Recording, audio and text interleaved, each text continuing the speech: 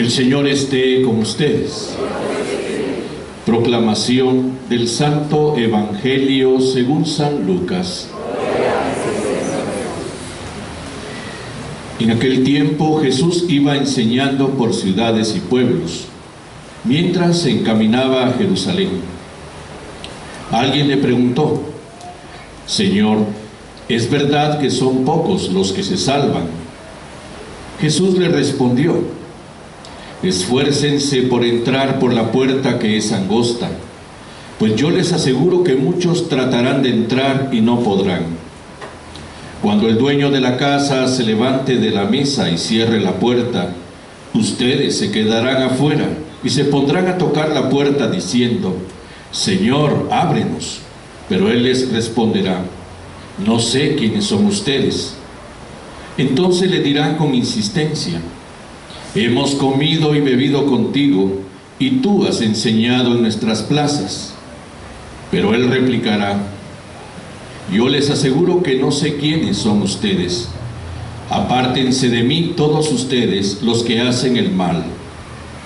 Entonces llorarán ustedes y se desesperarán cuando vean a Abraham, a Isaac, a Jacob y a todos los profetas en el reino de Dios, y ustedes se vean echados fuera. Vendrán muchos del oriente y del poniente, del norte y del sur, y participarán en el banquete del reino de Dios. Pues los que ahora son los últimos serán los primeros, y los que ahora son los primeros serán los últimos. Palabra del Señor. Siéntense, por favor. Muy en sintonía con lo que se proclamó hace 8 días.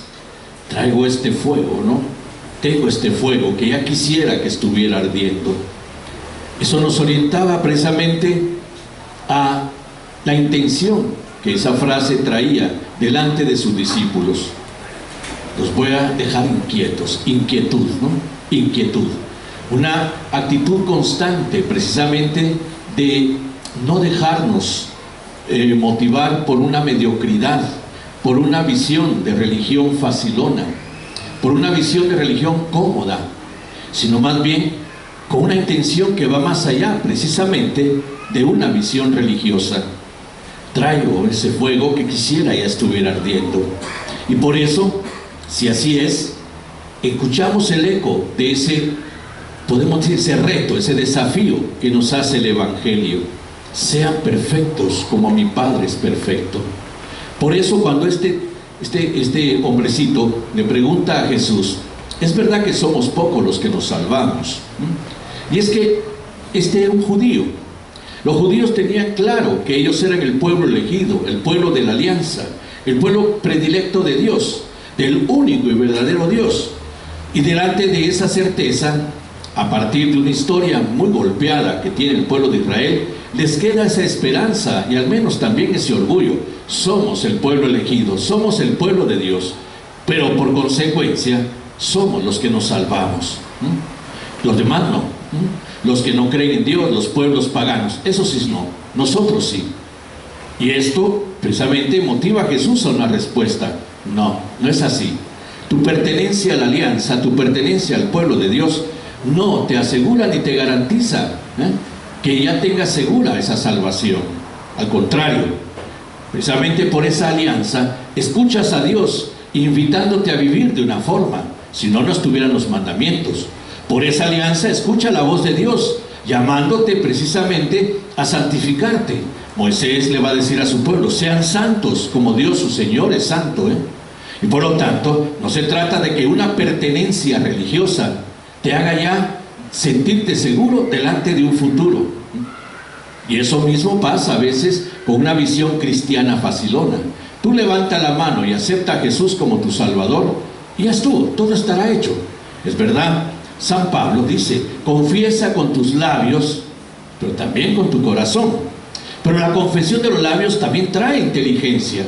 Recordemos que el ser humano, desde la sabiduría bíblica, desde esa antropología bíblica, evidencia la palabra del ser humano como participación de la inteligencia de Dios. El único ser que sabe hablar es el ser humano, porque es aquel que precisamente en su inteligencia responde a un diálogo y responde con coherencia, responde precisamente de lo mismo que está escuchando. Es toda una elaboración inteligente, cosa que no tienen los demás seres vivientes. Entonces, confesar con tus labios no es solo una repetición, llamémosle así, inconsciente, de una adhesión religiosa. Acepta a Jesús como tu Salvador, cuidado, ¿no? Es más bien una respuesta inteligente a una llamada. Creo en ti, pero con tu corazón. El corazón es el lugar de la sabiduría, hemos dicho otras veces acá. Es el lugar donde están escritos los mandamientos que orientan la vida de acuerdo al diseño de Dios.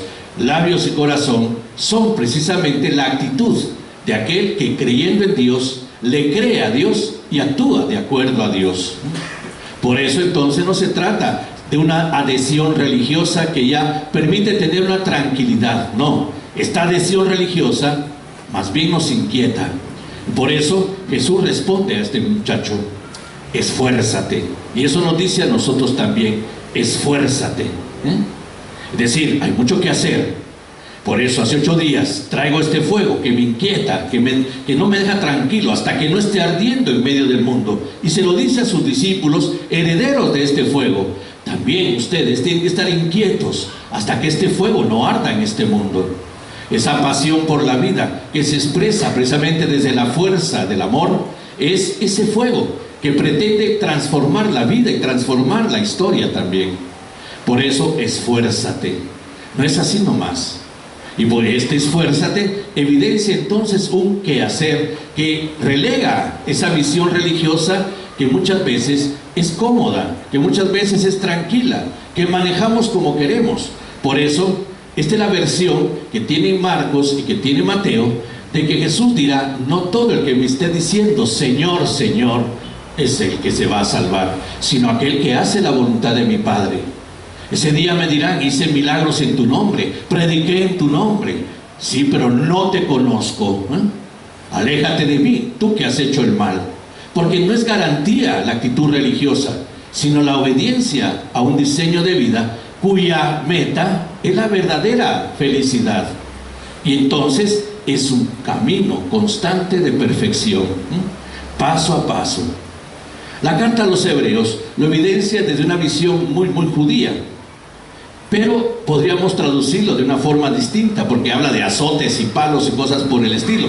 Si ustedes van a la sabiduría judía sobre la educación de los hijos, es a base de palo, ¿no?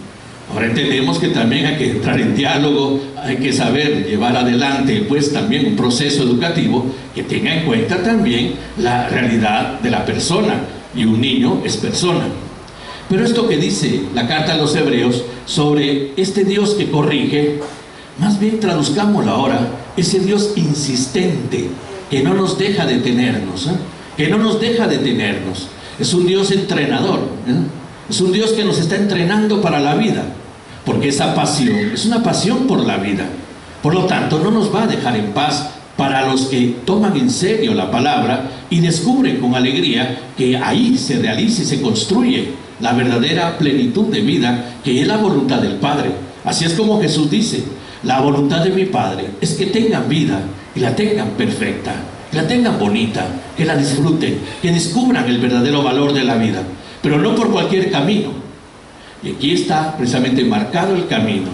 Ese camino que llamamos evangelio es para nosotros el programa de vida. Ahí está ese esfuérzate, porque día a día, comparándonos con Jesús, tendríamos que ir descubriendo cuál es el paso que nos toca dar hacia esa perfección. Por eso es una religión inquietante, pero paradójicamente también una religión satisfactoria, Es decir, la paz que genera en la persona que vive esta fe no es una paz dormilona, no es una paz sentimentalona, es una paz que da a entender que ese cansancio de hoy valió la pena. Esa es la paz. Ese cansancio de hoy tiene su sentido, valió la pena, y por eso me siento contento de ese cansancio de hoy. Mañana seguiremos el camino, Esa es la verdadera paz, no una paz que nos hace alejarnos, que nos droga de la realidad, que nos aliena precisamente hacia una vida comodona, porque somos capaces de hacerlo, aún religiosamente hablando. Por eso dice, cuidado, no todo el que me esté diciendo Señor, Señor, comimos contigo, bebimos contigo, ¿no? Rezamos contigo, estuvimos... No, es el quehacer lo que da razón a todo esto. Y por lo tanto, la respuesta es fuerte. Aléjate, tú que has hecho el mal. Pudiste haber hecho muchas cosas religiosas, pero tu conducta no cambió, tu vida no se transformó, tu vida no tuvo precisamente ese empeño, ese fuego, esa pasión para hacerse día a día mejor. Es más, te acomodaste y echaste a perderlo todo, te dejaste llevar por las tendencias, te desvalorizaste ante las cosas, cuando el valor está en nuestra dignidad de hijos de Dios. Y ahí es donde nos reconocemos todos como hermanos. Por eso mismo entonces nos invita a eso, esfuérzate, que es una palabra griega que usa San Lucas muy fuerte, agonistei, ¿no? Este término es un término que va más allá de un simple esfuerzo humano, habla del extremo de un esfuerzo, ¿no?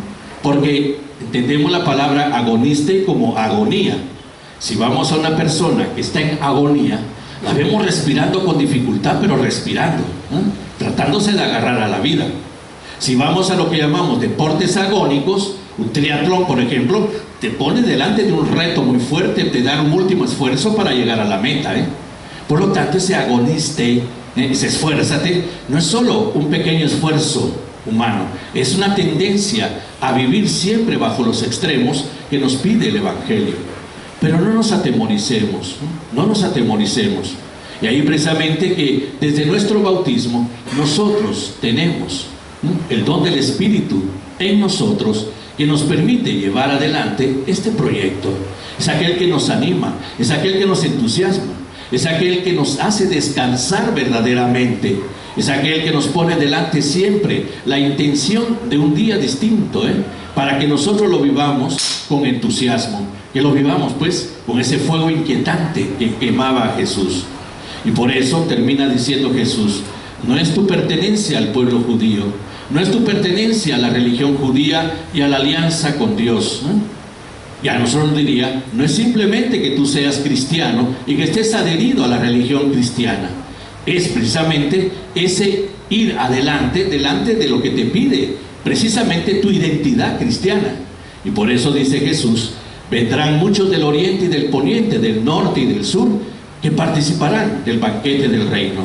Ninguna religión, ninguna posición religiosa limita a Dios delante de sus intenciones. Es más, aquel que ha entendido a Dios y desde su fe cristiana comprende esas intenciones, es aquel que lo toma en serio y por eso vive la experiencia de un esfuerzo diario. Pero hay gente que tal vez ni cree en Dios y actúa mejor que nosotros delante del bien, delante de una historia distinta.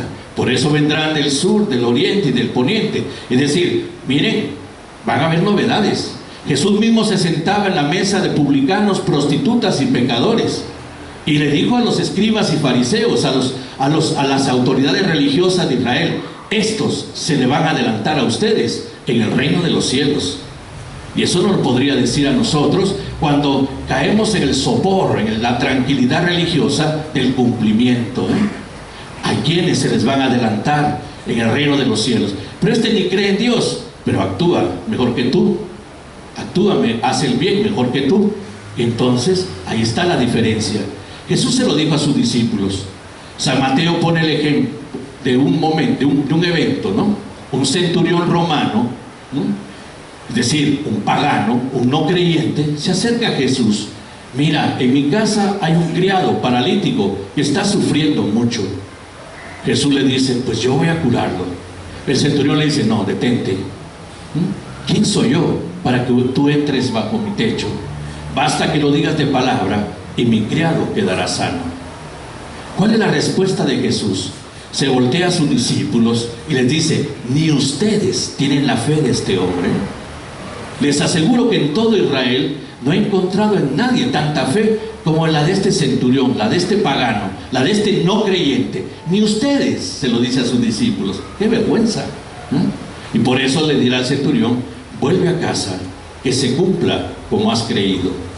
Por eso vendrán del oriente, del poniente, del norte y del sur. Es decir, no nos garantiza nada la pertenencia religiosa, sino la experiencia de vida que nace de esa pertenencia religiosa. Ese es lo distinto, Eso es lo que nos garantiza. Y esto hace que la iglesia entonces tenga esa dimensión de catolicidad. La palabra cátolos, universal, universo, abierta a todos, ¿no? La iglesia de Cristo es católica por eso. Es decir, está abierta, no solo las personas que se identifican religiosamente. Por eso recordémonos el anuncio navideño de los ángeles a los pastores: paz en la tierra a los hombres y mujeres de buena voluntad.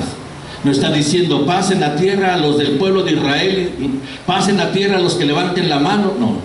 Paz en la tierra a todos los hombres y mujeres de buena voluntad. Es decir, el destino de la salvación de Dios, de la intención de Dios, es el destino que quiere Dios para todos sus hijos e hijas, toda la humanidad. Y por eso, con mayor razón, nosotros que hemos recibido la vocación cristiana por el bautismo, tenemos una responsabilidad mayor delante de nuestra respuesta que damos a la fe. Vamos a confirmar nuestra fe.